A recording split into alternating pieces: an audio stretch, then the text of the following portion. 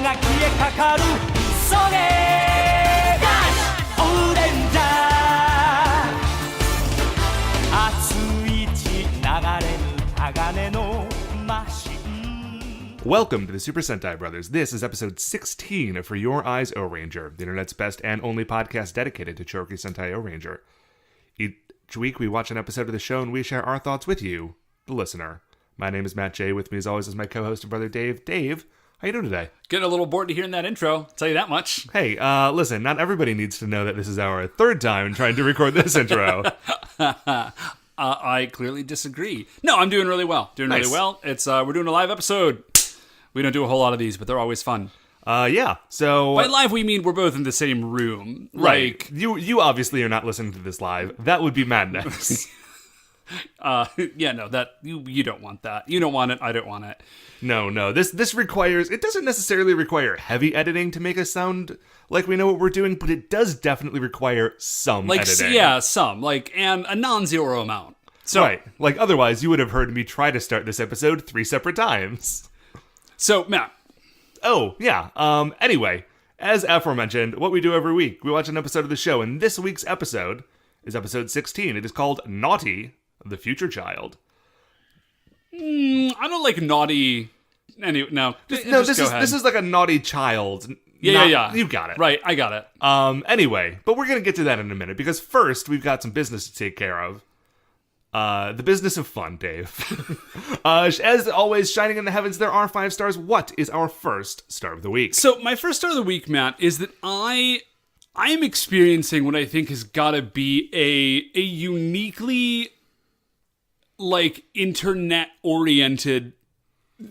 I'm having an internet experience, Matt, and here's what that experience is that I'm having a feud in my head with an internet person that doesn't know I exist. Okay, so here's perfect. here's what's happening. So there's this. I've been getting more and more into woodworking. Yes, and there is kind of the next step that I need. The next tool I need is something called a planer, and I'm not going to bother to explain what it means. I assume it planes the wood. Yeah, it does. Okay. Yeah. And basically, if you want to build anything that would be considered, nice, that's not just you built some shelves in your garage. You took wood and you turned it into furniture. Right. You basically need this thing. Or an equivalent tool, but this is it's a big power tool. Anyways. So, they're expensive, though. They're really expensive. And I'm on Craigslist. I'm, looking around for one. And... I see this planer for sale, and it's Makita, which is a really nice brand, and it's on crazy bananas discount, right? The dude only wants $150 for it, which is 25% of its asking value. And it was oh my gosh! And then I looked at the date that it was posted, and it had been posted I had been really busy for 2 weeks, and it was posted a week ago, and it was obviously sold. Sure. So I was oh no! I could have gotten this thing. And so I found out that you can, if you make a Craigslist account, you can create alerts. Hey, anytime a planer comes up for sale in tools, I want you to let me know. Cool, gotcha. Right? There are these 2 dudes who have this equipment, and they're not planers. They're machinists, planer gauges. All right. Okay. And these dudes, they each have a set of it, and neither one of them wants it. And they post these gauges to Craigslist every day. To keep it at the top of the whatever. Sure. But what happens is that 3 times a day, I get an alert hey, someone listed a planer for sale. And I'm ooh, planer. At this point, it's a perfunctory check because it's always these 3 jerks with their planer gauges. And every once in a while, it's an actual planer. But in the month that I've had this set up, I've gotten 1 alert for an actual planer and 120 alerts for these idiot friggin' gauges. And I almost want to make email them and be stop, because they've been posting them for months. And I almost want to just make an email them and be stop posting. Nobody wants your stupid gauges. Like, if somebody wanted these gauges, they would have bought them months ago. Nobody wants your stupid gauges. Like, stop polluting this feed with your garbage tools. But imagine imagine it from their perspective if they get that email. Because they just have this stuff they're trying to get rid of, and they don't know that you set up, like, an alert on your phone to get emails when someone wants to sell a planer. Right. Because that's not something that most people do. Well, listen, I didn't invent the alert function on Craigslist, so clearly enough people do it that it's a thing. But anyways, that's just my, I'm just trying to buy this thing, and these dudes are they're not even getting in my way. They're just, cluttering up my universe. Yeah. So I wish they wouldn't. So what, Matt, is our second star of the week? Dave's second star of the week is, speaking of things getting cluttered up, Okay. You bought a book. It's by a Japanese woman. Yes, Marie Kondo. The life-changing something. Magic, thank you, of tidying up. I knew most of it. Anyway, no, that wasn't it. No, this is a story about a different kind of clutter. A beautiful kind of clutter. I was out the other day, and so my sister's still living with me. Yeah. Our sister is for still not living long. with me. Yeah, right. She is our sister, but not for long. She's No. leaving pretty soon. Yeah. It's crazy. We'll talk about that later. Yeah. A different time. That'll be another week. So I get a text from Katie, and it says, well, we have 4 pizzas. Because what had happened was... Well, there's only 2 of you, so... Right. See, this is the clutter angle.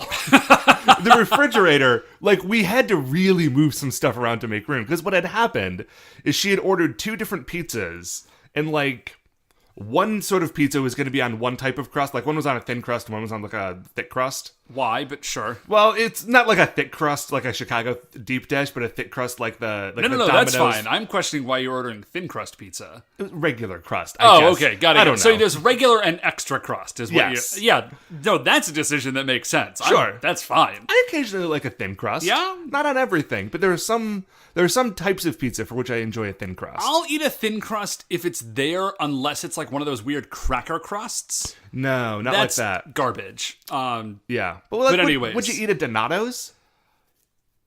I mean, listen, would you eat a version of Donato's that was good? If someone else bought it, I guess. Sure, okay. I wouldn't pay my own money for Donato's. Anyway, well, speaking of free pizza, and what ended up happening is they crossed their wires and they put the topping A on crust B's pizza.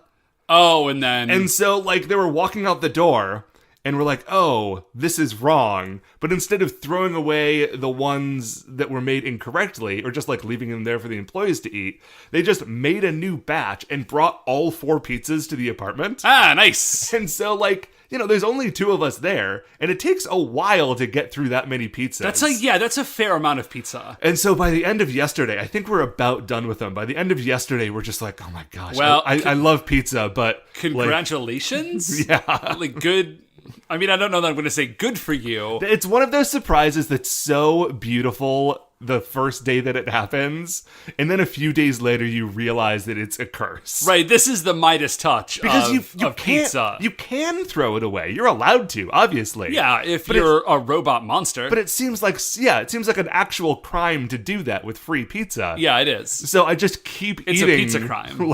Old pizza, which is still better than not pizza. Yeah. Anyway, so that's something I've really been working my way through. Yes. This week. Congratulations are about as close to I can say in order. Anyway, Dave, what is our third star of the week? So, third star of the week is, I'm very excited. We are almost done. I'm not excited to be done, but as we mentioned, our sister is leaving back to go overseas pretty soon. Yeah. And so because of that, we are wrapping up our Dungeons & Dragons... We're wrapping up this arc of our Dungeons & Dragons campaign. So we are finishing up Storm King's Thunder. Yes. And we are actually taking a break from doing that to record this. Yeah, we're taking once we finish recording this, we are going to go back and then actually finish it. Yeah, so we're not quite done yet. So so no spoilers, I guess, on the end. Right. Well, I mean, I already kind of told you the vague shape of how it's going to go down. Sure. But man, I have just had I knew I was going to have fun playing Dungeons & Dragons. Mm-hmm. Obviously, Dungeons & Dragons is very fun. It's the best. No, I knew I was going to have, that you and I were going to have fun. And I am just so stoked that Beth and Katie have gotten as into it as they have. And they are having as much fun. So I think we've mentioned this before, but like, man, if you've got a buddy and they are like, oh, come like play D&D, and you haven't, like, just go do it. It's so much fun. Just go do things with people that they like to do, and you will find that their love carries you as well. Yeah. Like what is great is, and we may have mentioned this in the past because we've brought this up a few times, but I don't know if we've mentioned this particular aspect, is that they have gotten into it to the extent that they have. You know how when you've played Dungeons and Dragons for a while, or any sort of role-playing game, you get the dice madness? Oh, yeah. Mm-hmm. Where you're like, oh, well, these dice are nice, but I should probably buy some more. Uh-huh. Just for variety, in case these ones become suddenly stanky in the middle of a session. Temporarily unlucky. Right. And then I can't keep using them. I gotta let them rest for a while. So for Christmas, actually, I just got like a package of like 5 or 6 sets of dice, and I gave one to you, and I gave one to Katie, and then I gave the remaining 4 to Beth. And I genuinely thought that now maybe she was humoring me. I don't think so though. I genuinely thought that by like the 3rd set, she was like, "Oh, fun dice," but like the 4th set, she opened all 4 of them, and she was like, "Oh, more dice!" She was genuinely, I think, excited for all of them. Yeah. Dice, it's that delicate balance. It's similar to how many books you buy versus how much bookshelf space you have in your home. Yeah. Also, I feel like how much you actually read. Yeah. I overbalance that one way. Like, I own way more books than I actually have read. I'm thinking of just sort of like real estate-wise, right? Oh, yeah. Because you have an amount of room in your dice bag. Mm-hmm. And if you keep buying dice, eventually, like, you want to keep buying dice so long as there is more room in that dice bag. Right. But then if you buy more dice after that, you have to buy another dice bag. Yeah, but then you got an empty dice bag. Then you have an empty dice bag, and you may as well buy another couple of sets, because you've got room in that bag. It's like bars. Like, I love filling up bars, but then they get empty, and I'm sad. Yeah. But I fill them up again, and that's good. Yeah. So any like particularly fun memories from the campaign? Guys, just indulge us for a second. Like, can you just allow us, just join with us in this moment of us talking about our role-playing game characters? I know it's like the worst nerd thing, but here is something that literally just happened. Okay. I am playing a wizard. His name is Xander. Yep. Xander the Mage. It's great. Very similar to Xander Cage, but not quite. Mm-hmm. Anyway, he is a wizard, so he has like weak, tiny wizard arms. Yes. He did just get gauntlets of ogre power. That's right. And so now he is the strongest person on the party. Yeah, he is stronger than the fighter, which is amazing. It's a really good mission, or a really good adventure. No, I had played 1 or 2 other like campaign in a cans in the past, and like hadn't been like real impressed with them. I just didn't dig in like previous editions. I just kind of didn't dig how they were put together. They didn't feel very open to me, and a lot of them were just they were like giant dungeon crawls, and that was sort of it. Mm-hmm. And the dungeons were like weird and like unnecessarily like brutal. Yeah. Maddeningly complicated. Yeah. It's like the sort of complication that is only satisfying to the person who's writing it. Right. And but the case is not, that has not been the case with the 5th ed stuff. We just like, it's Wrath of the Storm King, as I said, and it's been super cool. It's super open. They kind of have thought of almost all the details, so do recommend it. But yeah, man. Very fun. Yeah, I'm a little bummed out that it's not going to be over, right. but Katie is going to be gone, so it's going to be a little bit harder to play. Yeah. But what, Matt, is our 4th star of the week? 4th star of the week, actually 4th and 5th stars of the week, are things that I did this week to try to make sure, like, they are things that I was sort of on the fence about doing, and then remembered, well, if I do these, I'll have stuff to talk about for the stars. Yeah, this is a recurring theme in our lives. Actually, like, I don't think I've mentioned this in a while. I genuinely think that, like, doing this podcast has made my life better because it is a good time to, like, hang out with you and do a fun creative thing and watch these shows. The other way that this show has made my life better is like forcing me to do interesting stuff, because I am like every week I have like a check-in of like, well, have I been Have I done anything this week that would be worth telling another human being about? Right. And I feel like if I wasn't doing this podcast, a lot of times the answer would be no. And I'm like, well, no, I just gotta do something. Gotta do something, right. Anyway, so here are 2 things I did this week. Early in the week on Monday, Katie and I, again, our sister, I had actually gotten her this for Christmas. We had only just gotten around to scheduling it, though. We went to a glassworking workshop. Oh, that's right. I remember you said you were going to do that. Yeah, dude, it's super great. Yeah. We didn't do any glass blowing. That seems wise. I feel like glass blowing is probably actually super dangerous if you don't know what you're doing. Maybe, basically... Like, just don't inhale instead of exhale because you'll scorch your lungs and die? Oh, yeah, definitely. That's, 101, do not scorch your lungs and die. No, when we showed up, because this was like a Groupon thing, right? So like they do these beginners classes a lot. Cool. So they had a table, and that table had like 7 or 8 different things on it, and they said, okay, I can teach you how to make one of these things. Oh, okay. So you just kind of like, which one do you want to make? And then she, like the woman who was running the show sort of like went through step by step, and like she did parts of it, and I did most of it. And it was really, really cool. There was an option to do a little bit of blowing, glass blowing. But they said, listen, if you want to do glass blowing instead of just like molding and like putting this stuff together, here is what you can make. A bulb. You can make like a Christmas tree ornament. That is all we are going to do. That's because it's I can't teach you to make glassware today. That is outside the realm of this class. Right. No, it's super rad. Yeah, so we're picking them up in a couple of days because they needed to like stay and cool. Well, wait, so what did you make? Oh, I made it sort of like a glass jellyfish suspended in like a sort of a paperweight thing. Oh, right on. Like there was a couple of layers. So like you made like the tendrils, okay, and then you put like the top on it, and then you wrapped the whole thing in glass again. And then you sort of like shaped that. You did the thing where you have like the hot, like the wet newspaper. The wet newspaper, and you put it in, and it just sort of like burns, and it's so okay. So I had a few questions for you. Yes. One, at any point, were you at all tempted to eat any of the molten glass because it looks like magical? It looks like magic candy. Yeah. The thing is that it's extremely hot. Yeah, no, I know. And that it is so hot that it's so hot that you realize that's a bad idea before you get close enough to touch it. Okay, well that's good. That's good because I actually feel the same way about magma. Yes. Yeah, I feel like magma is like rock candy, but not actual rock candy because that's a real thing. Yeah. But it looks like you should be allowed to eat it. Yeah, like I definitely it went away later that day, but my forearm, the forearm that was closer to the furnace when I was like twisting it in the furnace to like heat it back up, just had this red line on it for like 2 hours. Dang. I mean, I probably should have like covered that up or stood slightly further away, but it was my first time doing it. I was going to say first. Oh, that reminds me. Our buddy Ben was just telling me that there is a dude in Ohio City. Okay. That's part of like the SCA that does intro. The Society for Creative Anachronism. Yeah. That does intro blacksmithing classes. Oh, nice. So you can ask him about that. That would be cool.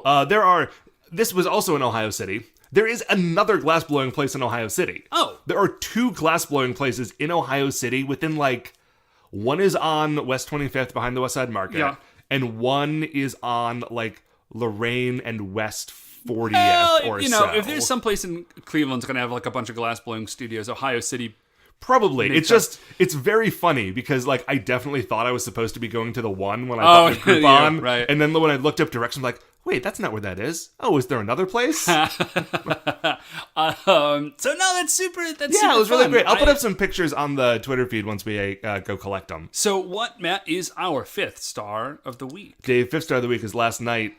Katie and I went to go see NXT live in Cleveland. Oh man, I know. Oh, I would have loved to go. I just couldn't make it out.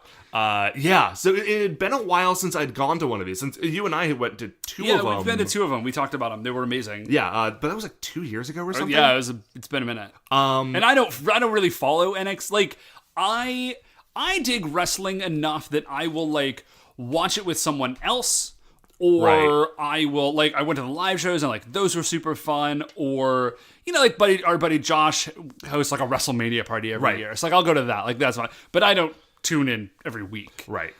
So there were, like, it was all new people. Like, everyone who had been in it when we were watching it, they're all either, like, gone or on the main roster now. Oh, okay. Right on. So it was a totally new crop of people. But, and the whole night was great. There was a Velveteen Dream Aleister Black rematch. So Velveteen Dream is the Prince-themed... Yeah, he WrestleMan? He definitely has a... He himself does not have a Prince vibe. He has the vibe of someone who really loves Prince. Okay. You know? That's almost better. Yeah. And also probably, like, less copyright infringy on their part. Probably. So... And also... Yeah, like, they can go a lot of ways. Velveteen Dream is amazing. And Velveteen Dream and Aleister Black, who is, like, a Dutch occultist who might be evil, but is, I think he's a face, but he's definitely spooky. Okay, spooky face. Love it. Anyway. Undertaker was a spooky face, right? Yeah, Sometimes. He started out as a heel, and then I think he just became a face because he'd been, like, around so long that everyone was just like, Undertaker rules! And they were like, well, okay. Well, the thing is that Undertaker does rule. Yeah, he does super rule. Anyway, so those two had, like, one of the best matches of the year. Like, not last night, but on a different thing. So this was a rematch of those two. Yeah. Sorry, just real quickly, the fact that Roman Reigns did not become the new Undertaker... Oh, yeah. When he made the Undertaker, like, when he retired Undertaker. Yeah, and he didn't, like, put the boots on and, like, flip out. Yeah. That was a real lost opportunity, I feel like, for everyone involved. It would have been perfect, because they could have rebranded Undertaker. Yeah. He's already got the hair. Sorry, they could have rebranded Roman Reigns, who was still wearing his Shield clothes. Yeah, it's boring. They could have had, like... The Undertaker could have been, like, a curse that was laid upon me and Mark Callis. Oh, my gosh. Oh, that would have been so good. They boofed it so hard. So anyways, great match.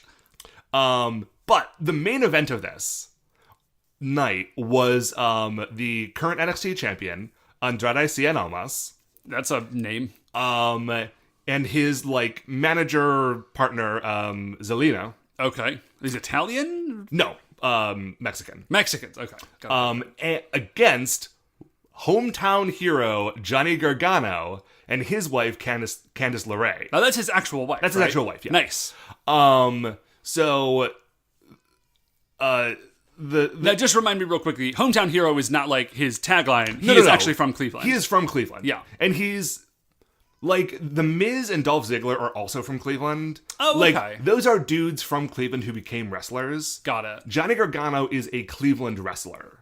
Oh, like, okay. He was a local wrestler for a long time before he, like, went out and found success on the independent circuit and then later joined the WWE. Got it. Okay, cool. So, he is a guy who a lot of people have seen wrestle locally in, like, high schools and stuff. Okay, yeah. You know?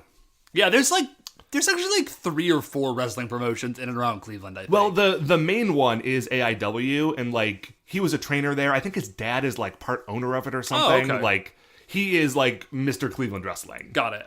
And so the champ comes out, and Zelina is trying to, like, talk on the microphone to, you know, like, do some heel stuff. Yeah, like, right. oh, like, Cleveland, you're dirty and the city is cold. You Right. have, you know, like, you don't deserve our presence or something like that. Right. And she tried to do that. But the problem was that the entire crowd just started chanting for Johnny Gargano. Okay. They're just, who is also referred to as Johnny Wrestling. Okay. So the whole crowd is just chanting Johnny Wrestling over and over and over again. And So just real quickly, were they chanting Johnny Wrestling or were they chanting Johnny Wrestling? clap, clap, clap, clap, clap. Yeah, that's what they were doing. Thank you. And they did it, and you could tell that they expected it to happen because they were having him come out second, even though he's not the champ. Right. So they wanted him to get the big entrance. Right. But were they just not prepared? They were not prepared because they were like, she was saying like, everyone be quiet, I need to yell at you. And every time they did, the crowd just got louder. And you could tell that there was something like watching their body language. You could tell that at first they were like, oh, this is going to be great. They're chanting and then I'm going to like telling them to be quiet. They're going to listen and then I'm going to yell at them some more. Right. But like there was a bit where you could tell they were like, they're just never going to let me talk, are they? And like, welcome to Cleveland. We won't let you talk. Right. And so they were like, they started to just like leave. They're like, okay, no, like we'll come back out. And then, but the whole time, the crowd is just literally getting louder and louder and louder until eventually they just like put down the microphones like, whatever, screw you guys. Oh, that's beautiful. And then Thank you, Cleveland. And then Gargano and Candice LeRae came out and like the place, it somehow had not yet exploded and then it exploded. Oh man, that's good stuff. And like it was amazing. It was so good. Oh like, man, I'm bummed not to have missed it. Even if you are not like a huge Johnny Gargano fan, and I like Johnny Gargano a lot, so this is not like a personal perspective thing, but I feel like even if you're not a huge Gargano guy, like this was a great moment. Nice. Yeah, man, dude, if you ever get a chance to go see like some good pro wrestling live, and again, I'm not actually like a huge guy to watch it on TV, but like it's just a different experience live. Yeah. It's a ton of fun. Especially like a hometown hero stuff, and he won at the obviously. Yeah, obviously, of course. And then spent like 15 minutes like with a microphone in the ring, like saying how much it meant to him and thanking people individually and like pointing to his mom, and the whole crowd was like chanting for his mom and stuff. Love it. It was beautiful. Anyway, wrestling is magic. But we have been doing this for a while, and we need to start talking about Ohranger. So we're gonna take a break. We're gonna go watch episode 16, Naughty, the Future Child, and we'll be right back. Okay, welcome back. So we have just finished watching episode 16 of Ohranger. It's called Naughty, the Future Child. And man, this is not the same sort of episode we got last week, is it? Yeah, no, it is not. I mean, also, that boy is not really naughty. He's just, a little bit, I guess. Maybe naughty does not refer to the future child. Maybe those two things are unrelated. Could be. So this episode, this is the thing that Ohranger is doing, I think a little bit more than the other shows, is that before the episode starts, they give you, like, the sizzler reel for the episode. Yeah. So you get sizzle reel, opening theme, then episode. And normally you can piece together a little bit of kind of what this episode is going to look like from the sizzle reel. Mm-hmm. And the first line of my notes just says, what the heck did I just see? Because the sizzle reel it's bizarre. Like there's no coherence to it at all, except for the fact that the actor who plays Shohei is in it. Everything else is nonsense. And, like, what we see in the sizzle reel is 100% what we see pretty early on in this episode. It's just... Oh, yeah, no, it's the episode. They're not, like, making up new stuff. So, okay, honestly, I think the best way to do this is just to get into it. So, we see a boat. We open up, we see a boat on the river. And then we see what I assume is, like, a conservatory of some sort, like a concert hall. It's like some sort of music-oriented, space, right? I don't know. I feel like this is a outdoor location that we have seen in a previous season. Maybe? Like, it seems very familiar, but I can't tell if I've seen it in this show or if something about it just reminds me of the Rock and Roll Hall of Fame in Cleveland. Ooh, that is a fun building. Oh, actually, hey, speaking of stuff, so we were talking to our sister yesterday, and she is moving to Japan, and we were saying, like, man, if we ever go visit you, we're going to, like, keep an eye out for these locations that you have seen on the show. And I was saying, if there is not a tour that will take you around Tokyo to all the spots where they regularly film Super Sentai episodes, I will eat my hat. So if somebody can confirm or deny that for me, that would be great. Yeah. But speaking that's of nothing to do with the locations- episode. I just want to know. No, yeah, that would be very interesting to know. But speaking of things in this episode, outside of this conservatory or whatever this building is, there is, and I'm sure this will not come as a surprise to you, a big evil robot. Yeah, so it's Bara Devil, and Bara Devil has a face for a chest. A clock face. A clock face for a chest with a giant mechanical mustache, and he has a top hat with what looks like are gun barrels coming out of it, but they never shoot anything, so functionally they're just like coat hooks, I guess. And then his arms, but like his arms are coming out of the right spot in his torso. Like his arms are coming out of his temples, and then at his waist is an integrated keyboard that he himself, it is him, but also he plays it. Yeah, it's like he's got sort of a keyboard fanny pack sort of deal. Yes, but that is like an integral system to his body. Yes, that is Yeah. true. These He's are all sort of things like that are true. Yeah, like a musical Sugar Man, you could say, but Yeah. with 2 arms instead of 4. And no tongue, which is probably an improvement. Yeah, that's a big... Dude, Sugar Man is just the weirdest. Oh, Anyways. Sorry, guys, if you don't know who we're talking about, that was a villain in the Generation X comic that happened during Age of Apocalypse. So Yeah, although he did survive, because he's... I don't know. Anyways. yeah, he snuck out through the Uncrowned Crystal. It was a thing. Whatever. Yeah. So, that's Bara Devil. I don't know why he's Bara Devil. He's like... At no point does he do anything that is like... traditionally like devil oriented, except that he's a bad guy. Well, I mean, Dave, he does play the keyboard on his belt to summon Devil World.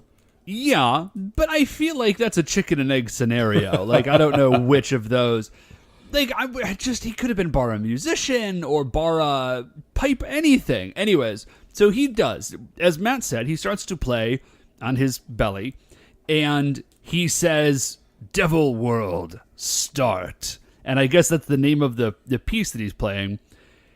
And we just see, like, natural disasters happening. Right. All of them. There are rock slides, there are floods, there are volcanoes and lightning. There's like a cool fire tornado. Yeah. So Shohei arrives real quickly. And he is observing these natural disasters happen. Okay, he's not actually observing them. He's being very poorly, like, green screened in front of them. As they're putting like stock footage of these things happening behind him. Yeah, the fire tornado is super cool.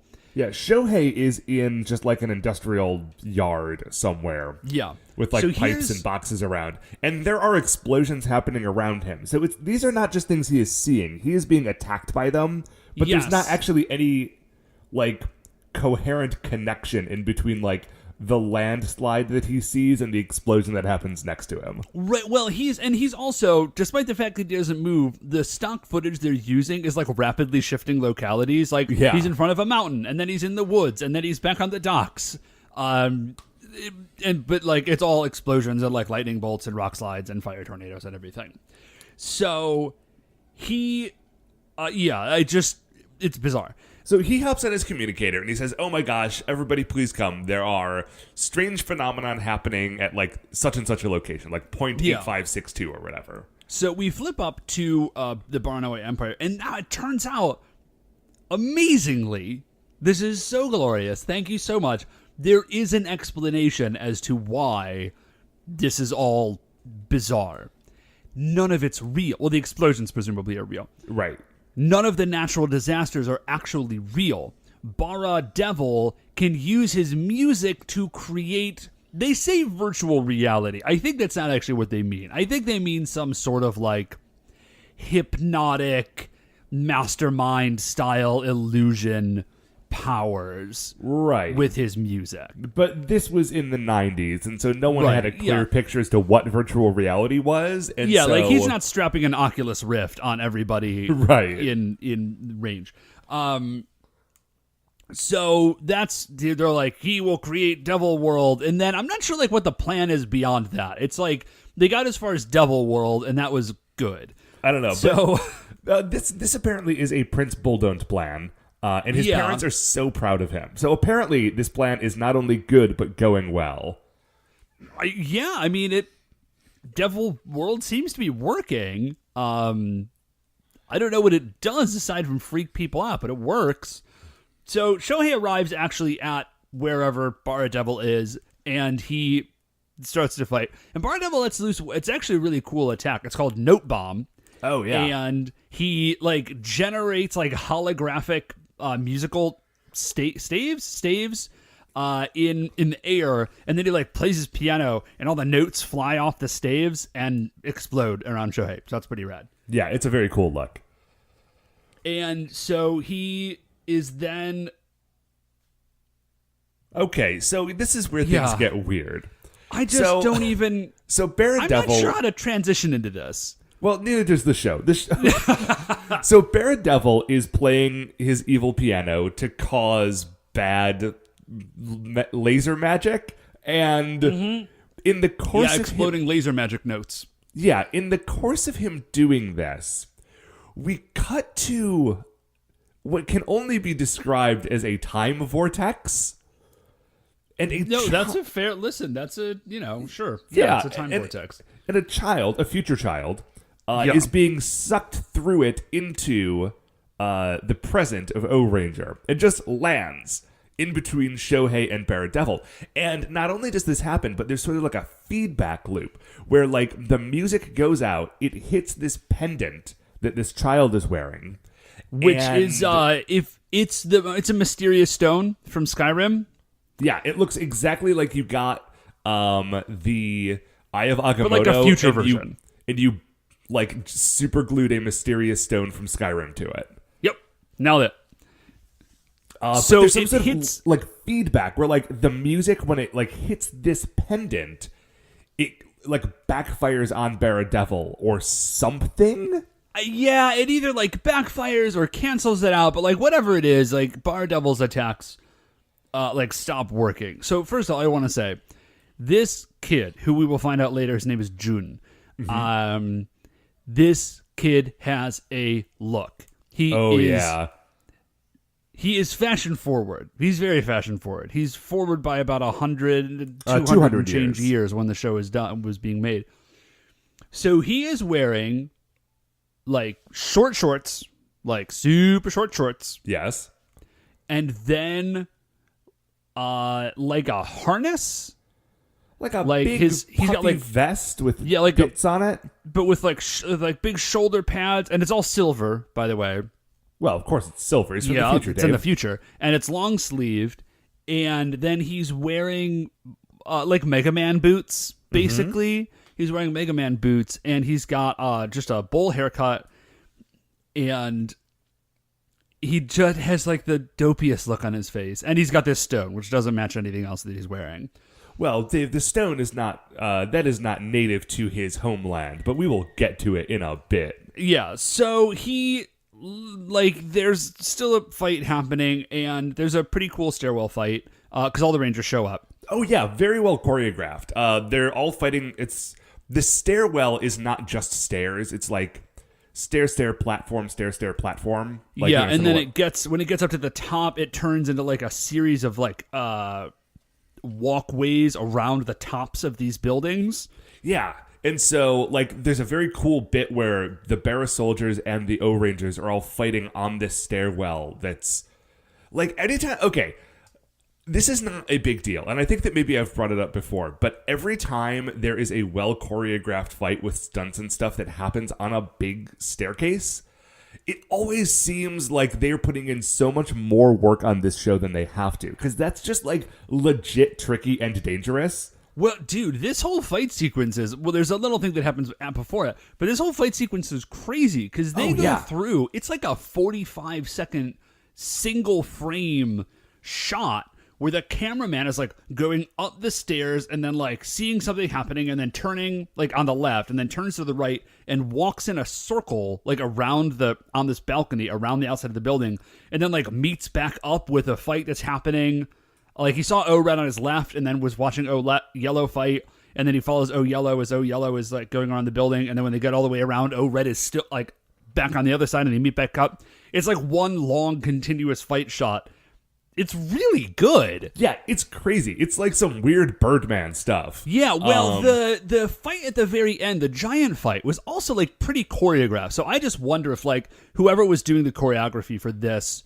Or whoever the director of this episode was. or something was like really on their game because like the whole thing is really cool. If any of you listeners know anything about that, please save me the trouble of having to research it.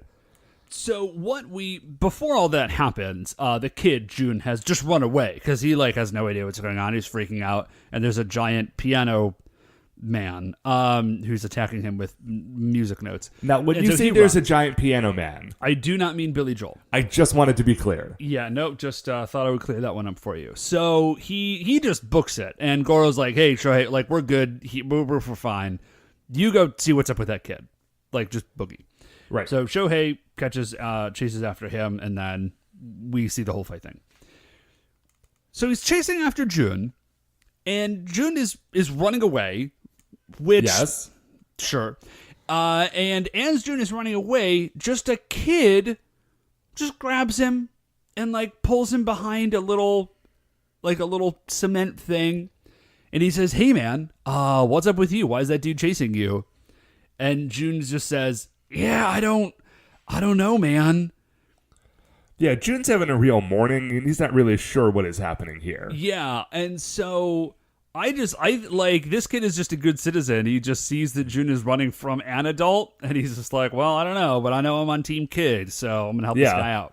So he pulls him aside. He's like, dude. Oh, so Shohei sees this, kind of, and he knows enough. He sort of sneaks in. He's sitting on the other side of the cement barrier, so they don't know he's overhearing all this conversation.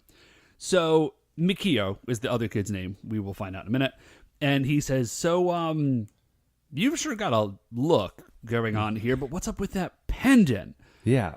And Jun says, well, my dad brought this pendant back from space. Yeah. When he was in space. You know, when your dad just flies off to space and brings back an alien pendant. Yeah. So I wanted to play with it. And by play with it, what he appears to mean is wear it and run around. So he says, I wanted to play with it. So I just took it and I left my home. And then I heard some weird music, and now I'm here.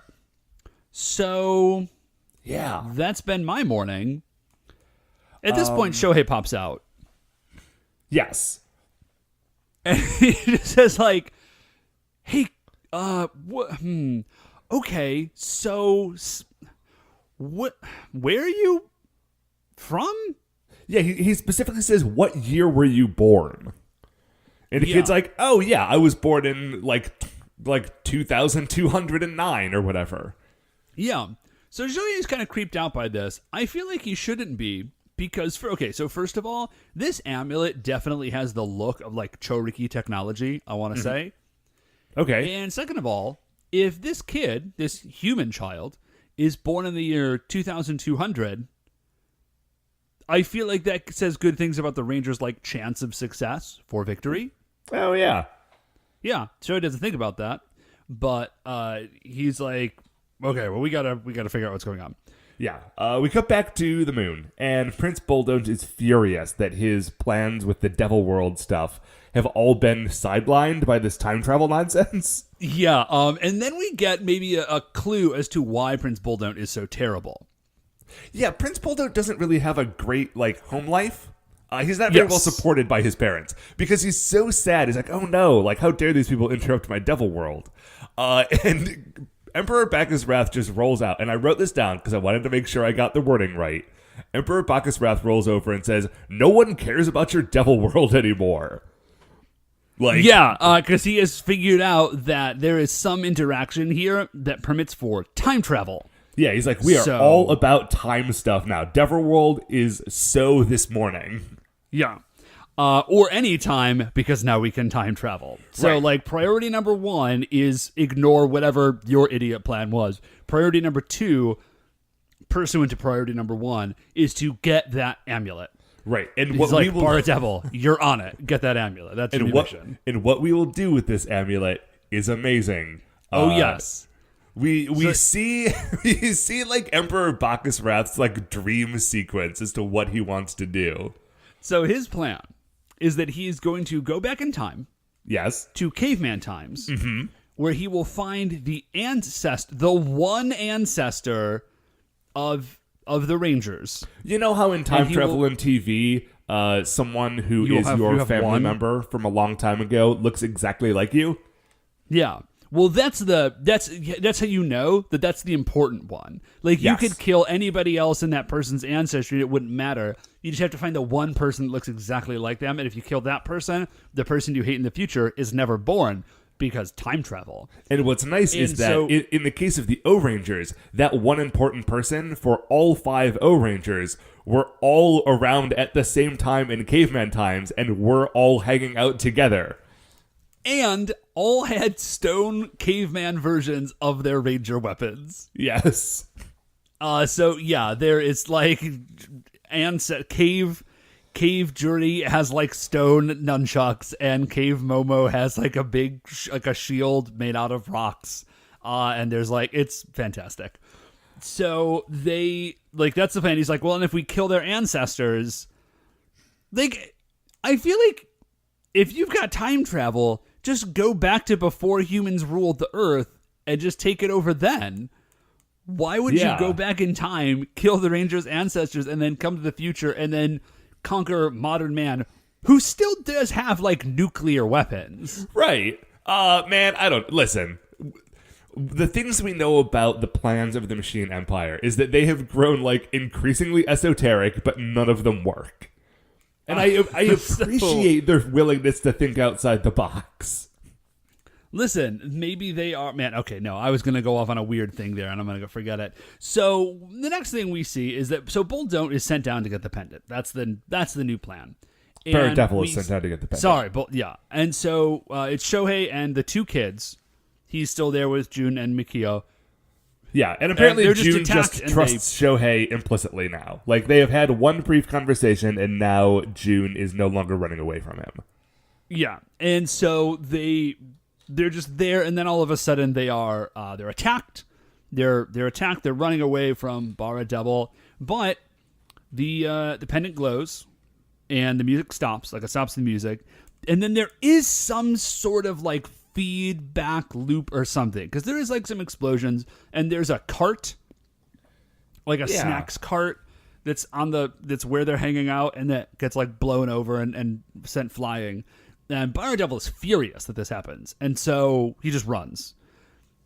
His plan is to just, I don't know, like, to get better music later someplace. I don't know. He's like, I'll be back. So he's out. So we cut over to, and maybe this is why he is called Naughty, the future child. We cut over to Jun, who is over by where the snack cart had gotten blown up. And for a minute, I think that he is like a good kid from the future and is trying to pick things up and help clean up the mess. But what actually happens is he just picks up 3 cakes and runs. Yeah, and then Mikio looks at him and he says, oh, wow. He's like, that's a great plan. So he also is just grabbing cakes, and they just boogie. So they're running, they grab all these sweets, and they run and find like a little table to sit at, and they start like snacking on these delicious snacks. And Jun is like, oh my gosh, this is so delicious. And Mikio's like, well, I mean, it's good, but like, do you not have cake in the future? By the way, Mikio has just completely Mikio has accepted future stuff with no questioning. Oh yeah, he's totally fine. Also, they've been separated from Shohei. We don't really know why or how, but they're gone. Okay, so they're eating, and Jun's like, no man, all we have in the future is this, and he pulls out like a bottle of lotion and like another thing that has some goo in it, and then a package of fruit by the foot. Oh no, Dave, I don't think that's fruit by the foot. I think that right there is a package of 6 feet of bubble tape. Oh, I'm sorry. Man, I biffed that. I did that real wrong. I'm sorry. Dave, don't you remember, Dave? Yeah, no, I know. The 6 feet of bubble tape. It's for you. Not them. Matt, in my heart, I said bubble tape, and what came out was fruit by the foot. Listen. Hey, man, listen. Back when we were children, the dimensions and square footage of snacks really mattered. Yeah, guys, there's no... If you weren't alive during that... Well, I mean, I think these things still exist. I don't know why, but having snacks in, like, linear form was real hot for a minute. So, yeah, it's bubble tape. And he says all we have in the future is, like, pills and gum. That's all we eat. And Jun's like, man, that kind of sucks. And then... Or I'm saying Mikio says, like, oh, that kind of sucks. And then Mikio's mom is there. Yeah, she has magically appeared. There is no explanation as to where she has come from, why she is there now, how she has tracked them. Like, none of that. Yeah, she's just got mom sense, man. Just got mom sense. So she just arrives and she's like, hey, what is happening? And I think this is why they're supposed to be naughty. She's like, I know what you guys are doing, but you're in trouble. And then the next scene we see is them back at the snack cart, like having given back the snacks that they didn't eat and paid for the ones that they did, and apologizing to the snack cart people. Which, you know, in a show that is like long on like overarching moral like life lessons, but very short on like the practical ins and outs of how you should conduct your life, it was nice to see a figure saying like, no, don't steal from the snack cart, and if you do, you should return it and pay for what you've taken. That's appropriate. And Mikio's mom is actually pretty cool. She's like, listen, the only reason I'm mad at you is because, like, I want you to be good. Like, you know, I have... like, you know, like, I have high... You know, like, it's not that I am, like, mad at you for acting out. It's just that, you know, I have high hopes for you and want you to develop into a fine young man. Right, and she says... She turns to June, who... Oh, by the way, Mikio's mom does not bat an eye at June's outfit. He has not changed. He is still in his future clothes, and she just looks at him and like there's not a moment of anything happening. She's like, well, I guess that's just how that kid dresses. Oh wait. And so she says, June, you need to go home and talk to your parents and like tell them what you did and like sort yourself out. There actually was something that we forgot in between. There was an interstitial scene that we forgot, Matt. And we go back to base for a second. Yeah, it's back at base. And the chief is looking over the footage. So I guess we would just have to assume that like the Ranger helmets also operate as like dash cams. And he's seeing everything that's happening. And Goro says, well, Paranoia knows that the pendant and Bara Devil's music combine to create time travel. So now they want to get the pendant. I don't know how Goro knows that. That's pretty hard. I mean, he's right. Here's the thing. You can assume something, and you could be right. Just because you assume something and you're right, doesn't mean you should assume things, Goro. It's not always going to work out for you. I mean, it will in this show, because that's how this show works. Yeah, well, actually, okay. That's a good point. It will always work out for Goro. He's fine. Just don't learn that lesson from him and think that it's going to work for you. So he says, listen, we're going to sort this out here. Shohei, you go out and find that kid again. And the way that they send him to go find the kid is literally like, just wander around Tokyo until you find him, presumably. Yeah. Which, again, like Goro randomly assuming something about time travel, they assume that he is going to be able to find this kid easily, and he does. He finds him so totally easily. Work. It does sort of feel like, I don't know, I feel like the Rangers should have some sort of like, man, I don't know, reconnaissance capabilities of some sort? Yeah, well, you know, I remember in an early episode, the one with Bara Vanish, when they had to go find a kid, like, everyone went out on the street and was looking around, and, like, Yuji and Momo were up in a plane trying to get like a bird's eye view to search for this kid. And now Goro just goes back to the snack cart and there is June, just waiting for him to find him.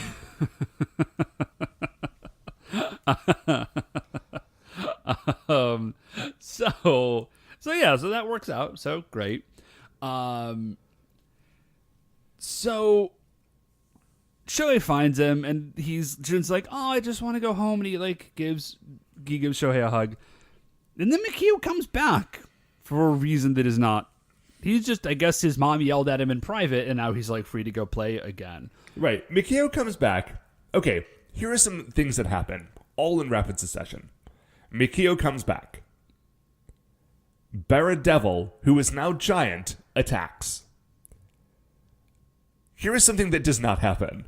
Mikio's mom, who should still just be right around the corner, comes back for him. We do not see Mikio's mom again, despite the fact that she cannot be more than a half a block away, and all of a sudden, a giant robot is about to, step on her child.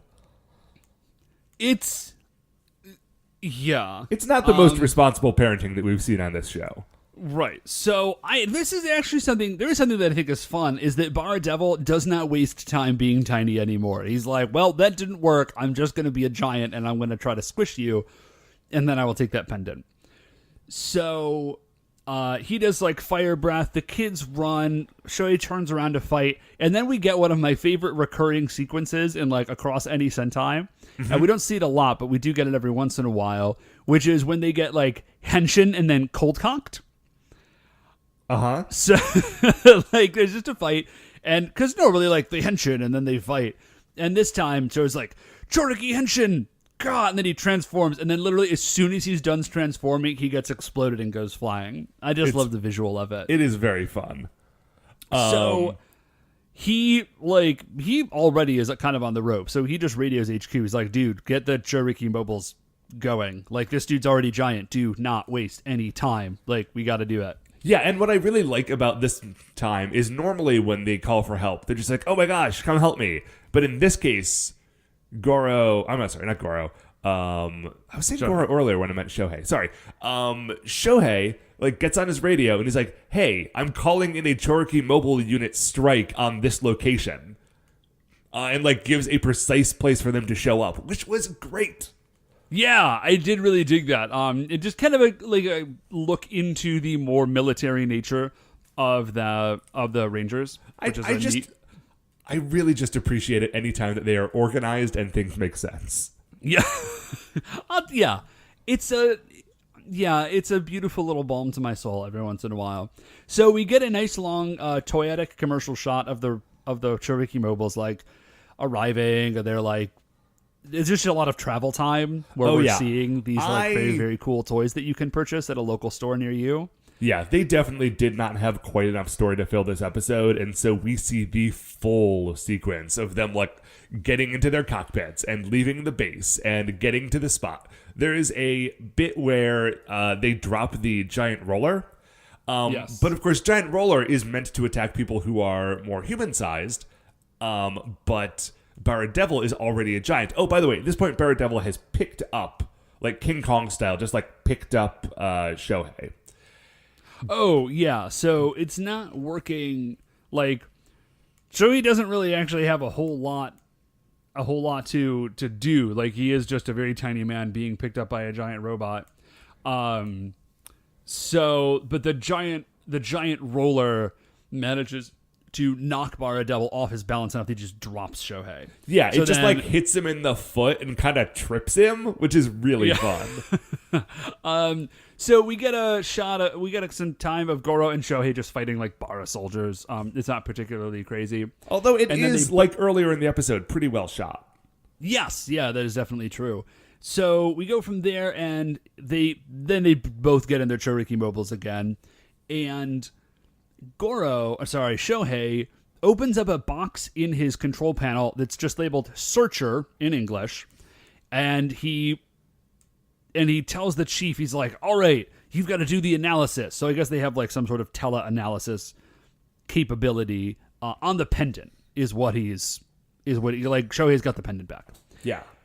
So he does Taurus attack, and then we get an extended sequence of just the Chouriki mobiles fighting independently, like not combined into O-Robo. They're like running and charging and like doing blasts and like shooting cannons and stuff, and that was pretty cool. I always like seeing that. Yeah, well, because at this point, basically, the Chouriki mobiles show up and they form O-Robo, and that's it. So I dug that we got to see them just doing their thing, because like they're pretty cool individual robots this time around. So, here's what we find out. Here's the entire explanation, because the chief finishes his analysis. Okay, can we talk about his analysis real quickly? Because please, yes. The pendant has been scanned in the searcher, which I have to assume was supposed to be like researcher or something like that. Anyway, he has scanned in the pendant, and the readout of that scan is on a computer in the headquarters, and the chief is looking at it. But it's not just like a photograph of the thing. It's not poorly made, but made with crummy tools. Just like weird picture that someone drew in MS Paint, basically.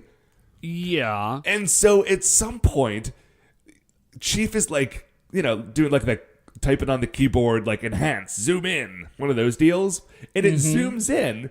But there's not a high-res version of this image, so it's just zooming in on like a hastily constructed JPEG, and you see all of like the crummy, uneven pixels. It's very good. Yeah, so here is the full explanation that we get. Ready? I'm ready. He says, I'm as ready as anyone can be. yeah. So he says the music reverberates with the crystalline code and creates energy that permits time travel. Yep.